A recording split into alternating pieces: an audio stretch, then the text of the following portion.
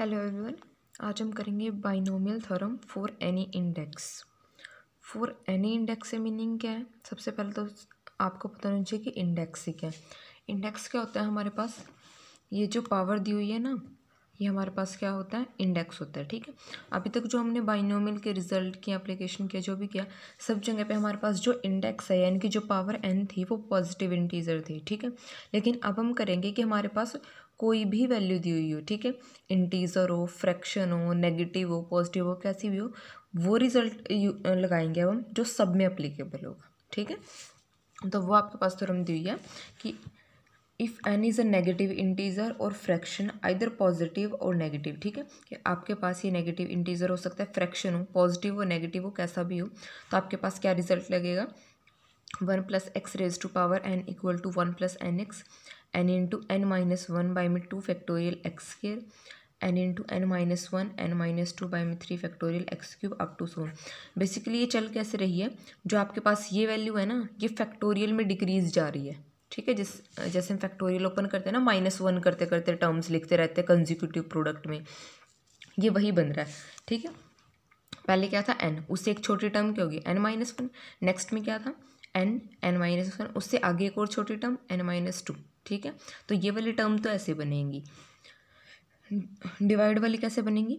वो इंक्रीमेंट करते जाना है। यहाँ पे क्या था 1, यहाँ पे कितना 2 फैक्टोरियल, यहाँ पे 3 फैक्टोरियल, आगे क्या होगा 4 फैक्टोरियल, और वही पावर यहाँ पे चलेगी जिसका हम फैक्टोरियल यहाँ पे लिख रहे हैं। ठीक है, अब इसके आगे कुछ कैरेक्टरिस्टिक बताई हुई हैं।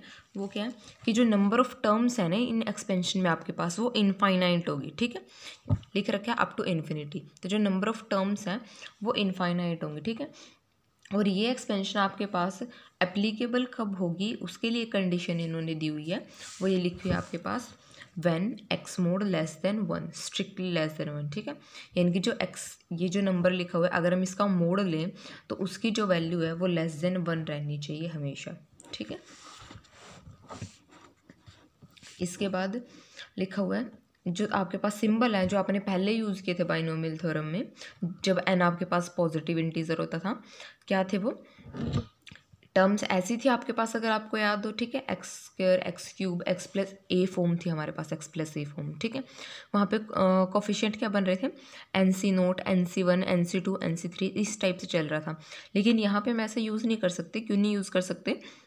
क्योंकि अब जो हम n लेके चल रहे हैं वो नेगेटिव इंटीजर हो सकता है, फ्रैक्शन भी हो सकता है, और जो कॉम्बिनेशन है आपके पास और जो परमुटेशन है वो नेगेटिव में या फिर फ्रैक्शन में नहीं चलते हैं। ठीक है, वो पॉजिटिव इंटीजर में ही अप्लाई होते हैं।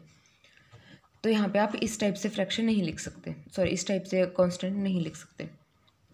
नेक्स्ट है आपके पास कि ये आपके पास फॉर्म तभी बनेगी जब आपके पास ये फॉर्म 1 + x फॉर्म की ही हो। ठीक है, यानी कि यहाँ पे जो कांस्टेंट टर्म है वो 1 ही रहनी चाहिए।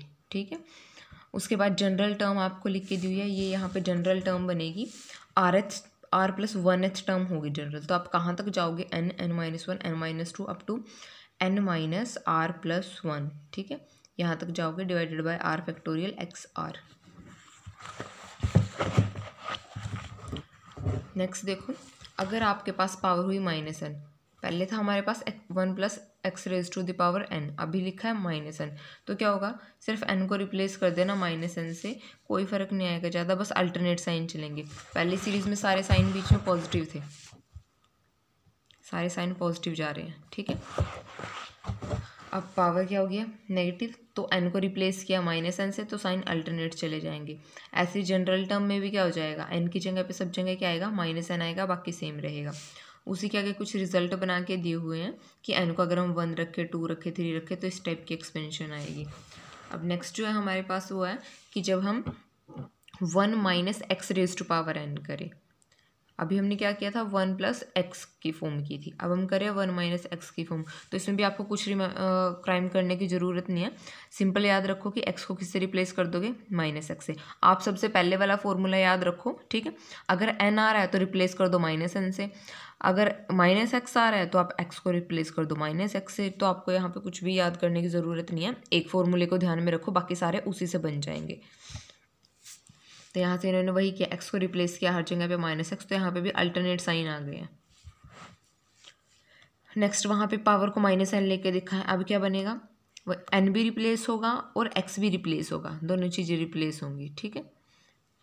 तो ये वैसे ही सीरीज़ बनेगी आपके पास, और ऐसे इसके आप जनरल टर्म निकाल सकते हो।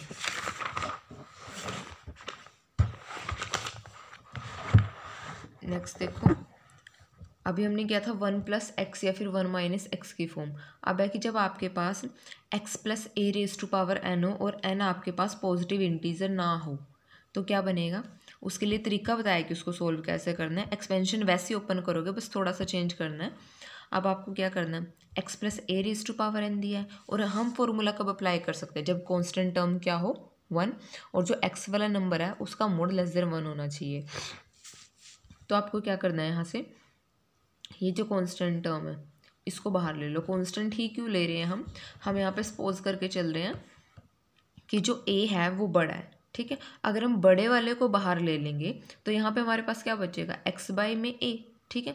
छोटे वाले के बाय में बड़े वाला करेंगे तो ऑब्वियस सी बात है कि वो टर्म क्या रहेगी, लेस देन 1 रहेगी। इसका मैं आपको एग्जाम्पल लेके दिखा देती हूँ छोटा सा। फॉर एग्जाम्पल मैं ले रही हूँ 2 प्लस 0.3 रेज टू पावर 98, ठीक है। इसकी आपको एक्सपेंशन ओपन करनी है। अब आप किसको लोगे, हमारे पास फॉर्मूला क्या है, कांस्टेंट टर्म 1 होनी चाहिए। 1 तो इसको लेकर बना सकते हैं, इसको लेकर बना सकते हैं, लेकिन जो दूसरी टर्म है x उसका मोड क्या रहना चाहिए, लेस देन 1 रहना चाहिए, ठीक है। तो अगर हम 0.3 को बाहर लेंगे तो क्या बनेगा, 2 बाय में 0.3, वो तो लेस देन 1 नहीं होगा। तो हम क्या ले लेते हैं, 2 बाहर ले लेते हैं। तो ये क्या बनेगा, 2 raise to the power 98, power 98 है तो वो बाहर आएगी साथ में। यहाँ पे क्या बनेगा, 1 प्लस 0 बाय में 3 बाय में 2 रेज टू द पावर 98। इस टाइप से बनाएंगे हम, और इस नंबर को डिवाइड करके यहाँ पे नंबर की फॉर्म में लिख लेंगे और फॉर्मूला लगा के एक्सपेंशन ओपन कर देंगे, ठीक है। तो इसलिए जो आपके पास छोटा हो, जैसे इन्होंने लिखा है कि x छोटा है, तो आप अगर x छोटा है a से तो आप 1 प्लस एक्स बाय ए की फॉर्म बनाओगे। नेक्स्ट जो हम इसी में अभी पार्ट करेंगे, a जो है वो छोटा होगा तो हम 1 प्लस ए बाय एक्स की फॉर्म बनाएंगे, ठीक है। यही लिखा हुआ है यहाँ पे, देखो। अब a बाय एक्स छोटा है तो हमने क्या कॉमन लिया, x कॉमन लिया। यहाँ पे ये था तो हमने a कॉमन लिया था, तो बाहर क्या आएगा, a raise to power n, अंदर ये बचेगा। इस पे आप एज इट इज़ फॉर्मूला लगा दो। अब आपके पास चेंज सिर्फ क्या आएगा कि x की जगह पे x बाय में a चलेगा, ठीक है, और a raise to power n बाहर एज इट इज़ रहेगा। नेक्स्ट वाले में a बाय एक्स है तो x की जगह पे क्या चलेगा, a बाय में x चलेगा।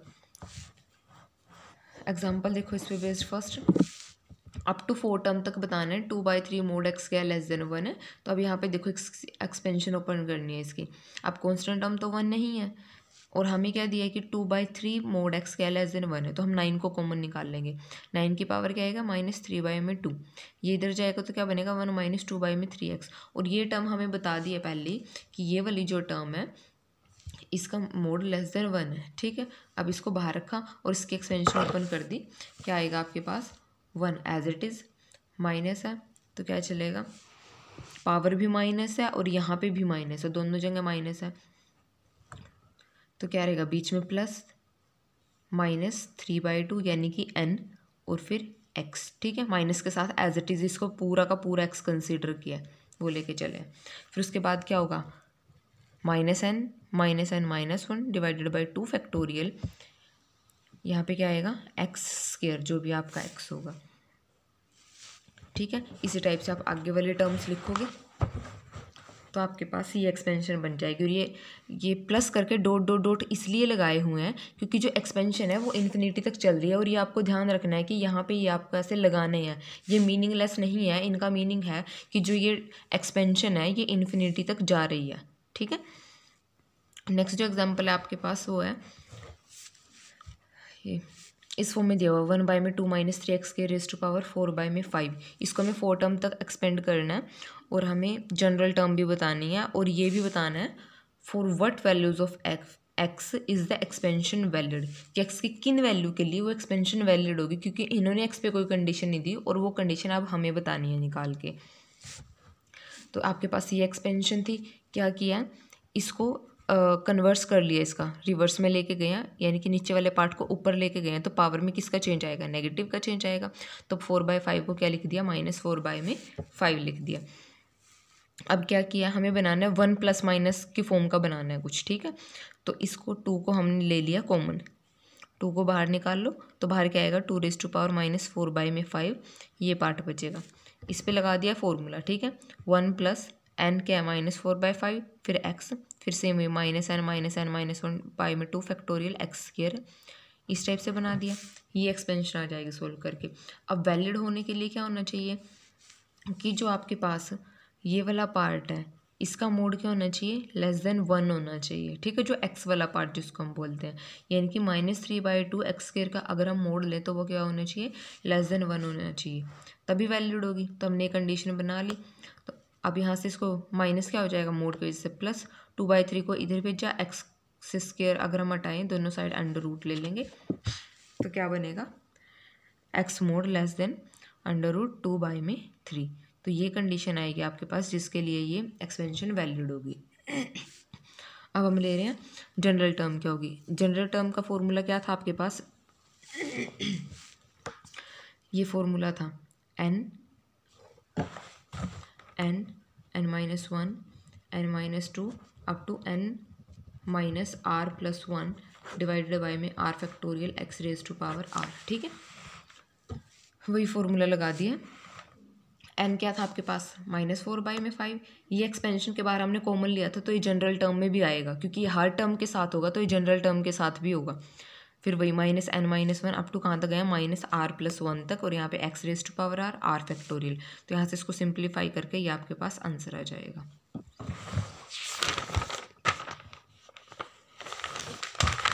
लास्ट एग्जाम्पल देखो,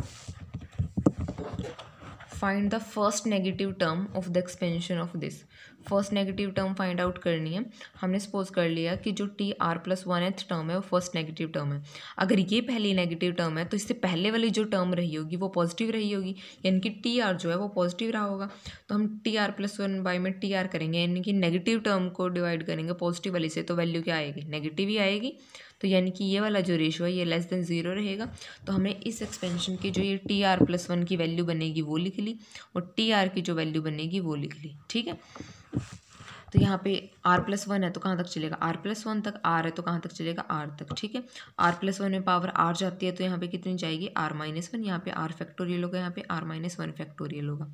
सारी टर्म कैंसिल हो जाएंगी, यहाँ पे क्या बचेगा, n-r+1। इससे पहले टर्म क्या होगी, n-r, वो इसको कैंसिल करेगी। इसको कैसे ओपन कर सकते हो, r×r-1 फैक्टोरियल, वो इससे कैंसिल हो जाएगा, ठीक है। यहाँ पे भी पावर कैंसिल होके 1 बचेगी। तो ये वाली टर्म क्या है, <0, यानी कि ये जो नंबर है ये आपके पास क्या क्या गया होगा, <0 गया होगा। और n आपके पास क्या दिया हुआ है, जो पावर होती है 13/3, ठीक है। तो 13/3 -r+1 लेस देन क्या है, 0। यहाँ से r पे कंडीशन निकाल ली कि r जो वो स्ट्रिक्टली ग्रेटर देन होगा 5 1/3 से। अब आपको पता है कि जो हमारे पास यहाँ पे r होता है वो क्या फ्रैक्शन नहीं हो सकता, ठीक है। तो इससे बड़ा वाला इंटीजर कौन सा होगा हमारे पास, जस्ट क्लोज, वो क्या बनेगा, 6 होगा, ठीक है। तो यहाँ पे r की वैल्यू क्या रहेगी, 6 रहेगी, ठीक है। तो हमने कौन सी टर्म ली थी, TR+1 ली थी, ठीक है। r की वैल्यू रख दो 6, यानी कि T7 आपके पास फर्स्ट नेगेटिव टर्म होगी, और उसकी वैल्यू फॉर्मूले में पुट कर दी, वो वैल्यू आपके पास ये आएगी सोल्व करके।